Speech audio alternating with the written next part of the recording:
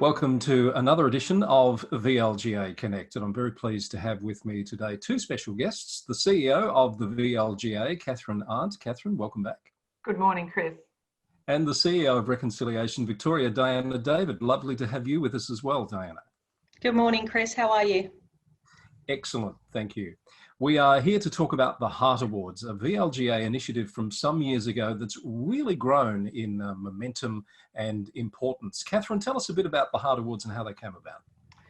Well, the HART Awards, which stand for Helping Achieve Reconciliation Together, were an initiative of the VLGA around 7 or 8 years ago. And I guess in keeping with the purpose of those awards, which was around recognising reconciliation initiatives at the local government and community level, we reached out to Reconciliation Victoria, who we have had an ongoing relationship with now for a number of years, and partnered with them to facilitate these awards. And I must say, every year we're overwhelmed by the number of nominations we receive. There's a number of different categories, which we'll go into a little bit later. And we've also got the support of Bank Australia and Local Government Victoria, because these awards connect directly into Victorian Aboriginal Local Government Action Plan and other state government initiatives are consistent with that. But perhaps Diana would like to talk a little bit more about what the HART Awards mean for Reconciliation Victoria. Sure. So this year, as we all know, we're approaching, or we're looking at different ways of how we could share the HART Awards in this with the virtual world that we're all living in at the moment with COVID-19. And Reconciliation Victoria and the Victorian Local Government Association, we are thrilled, and we announced a couple of weeks ago the finalists for the 2020 HART Awards, Helping Achieve Reconciliation Together.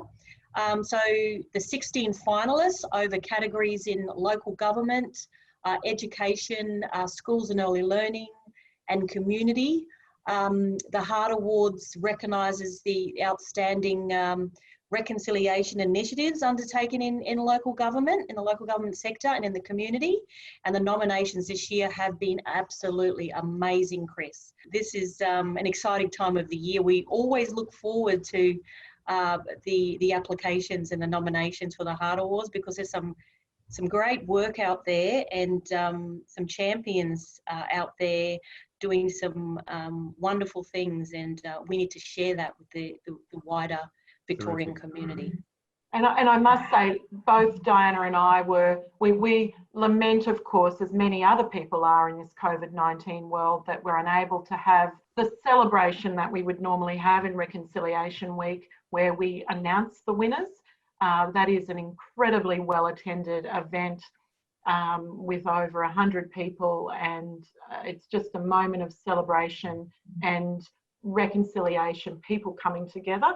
Unfortunately, we can't do that this year, but we are, as Diana said, looking at some other ways we can, through the virtual world, celebrate that and perhaps plan for a smaller end-of-year event. Before you go on to some detail around the nomination process and the finalists you've ended up with, I believe this year has some significance for you, Diana, as in terms of the overall path to reconciliation. This year celebrates the 20th anniversary of, or the 20th year of shaping Australia's journey towards a more equitable and reconciled Australia, or reconciled nation. And it's important to reflect from the last 20 years, but what does the next 20 years look like? What does that look like for community, and what does that look like for all Australians? The theme this year, In This Together, reinforces that we all have an important role to play when it comes to reconciliation, or we all have a responsibility when it comes to reconciliation. And in the spirit of reconciliation, Reconciliation Victoria and the VLGA, we invite community and friends to participate in this year's 2020 HART Awards. And that In This Together theme is very timely for the whole We're In This Together in COVID-19 as well, of course, which I'm sure you've thought about. Kathryn, tell us a bit more about the process to get towards this wonderful list of finalists that you've got this year. Certainly. Well, call for nominations opened earlier in the year, and we have 5 finalists in the local government category. We have, they include the City of Ballarat, the City of Port Phillip, Mildura Rural Council, Moonee Valley City Council, and Mount Alexander Shire Council. And you can find out more about those finalists by going onto our website. We also have 6 finalists in the schools or early years category. Now, Dinah, that was a new category this year, wasn't it? That's correct. That's correct, Kathryn. So we're excited about that. The response we got from the community with the application process was amazing. Just so positive. I know, and we've got 6 of those. So we've got the Bakery Hill Kindergarten, Balnaring Preschool, Melbourne Grammar, Grimwade House, Scoresby West Preschool, St Leonard's College, and another early childhood centre. That brings us to the community category, where we received 2 nominations from Lord Somers Camp and Powerhouse and the Great Ocean Road Committee. St John's of God Hospital Bendigo, the Wonthagga St John's collaboration with the ongoing work and support in regards to systematic change, but also the Bunjil Nest project as well. So the process from here, Chris, is that the winners will be announced in Reconciliation Week, and we're looking at doing that via a virtual means, of course, as we're unlikely to be able to be doing that in a face-to-face environment. But Reconciliation Victoria and the VLGA have been working on, as you said, some innovative ways in which we can perhaps record the announcement of those and, you know, continue to make it the positive event that it usually is. So Kathryn, the judging panel obviously is a very important part of this process. I know VLGA former President Mark Attlee OAM is part of the judging panel. What was your take on the task the judges had this year? They always have a difficult job, I think, Chris. And in fact, one of the things that came out of last year's awards was the judges really wanted to have an opportunity to look at all nominations before coming to the decision of the finalists. I mean, like with any application process, often there is a shortlisting process before it goes to that consideration to the formal judges. We had a number of judges, as you said, Councillor Mark Attlee, Mayor of Mansfield. We also had Terry Garwood, Deputy Secretary of DELP, and I know I'm missing a couple of others. Diana, you could probably help me out there. Tom Gazali, and Tom Gazali is an Aboriginal man, and he sits on our Reconciliation Victoria board. Yeah, so they came together to review the nominations, and that's a little bit different from some of the previous years. It was something we started last year where the judges were sort of independently sent the shortlisted candidates to review. Right. But given the significance of the awards, the amount of time and the calibre of them, the judges really wanted to be in the room together to consider those and spend the hours that they were all worthy of investing in that process, which they did, of course, over virtual means this year.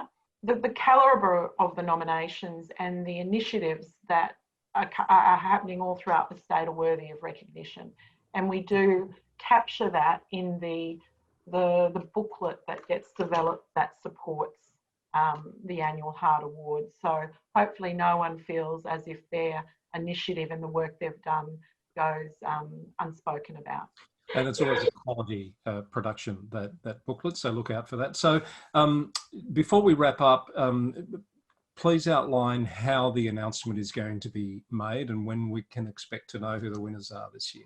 Well, I'm not sure if that's a secret. Well, certainly don't give it away if it is a secret, but you've sort of given some hints at being a bit creative and innovative. So is this a watch this space situation, is it?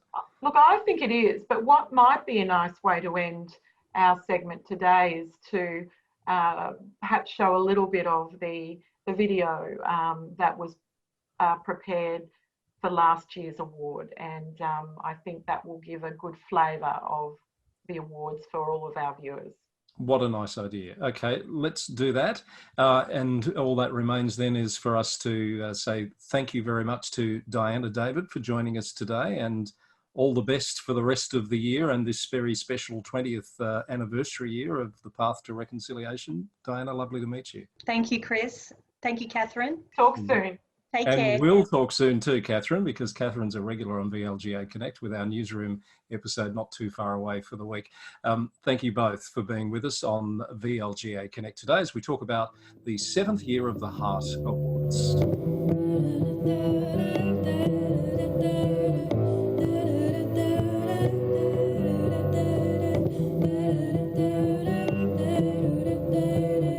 Engages community, it gives them a sense of pride, and it pays respects to something that this country has been struggling with for a long time. You know, it's about creating awareness of the damage that was done to families.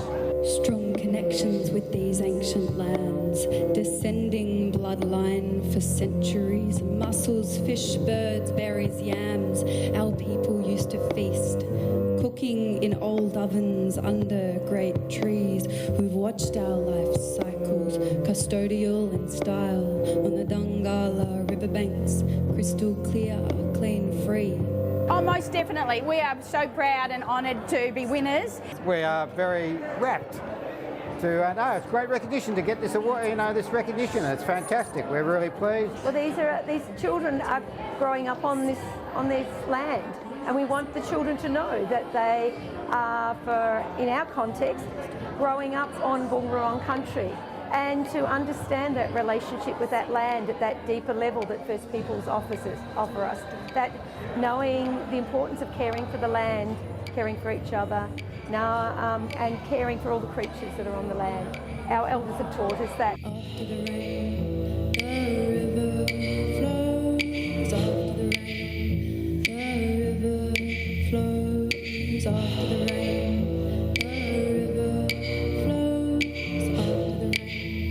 the river flows. And the kookaburras sing. Thank you so much.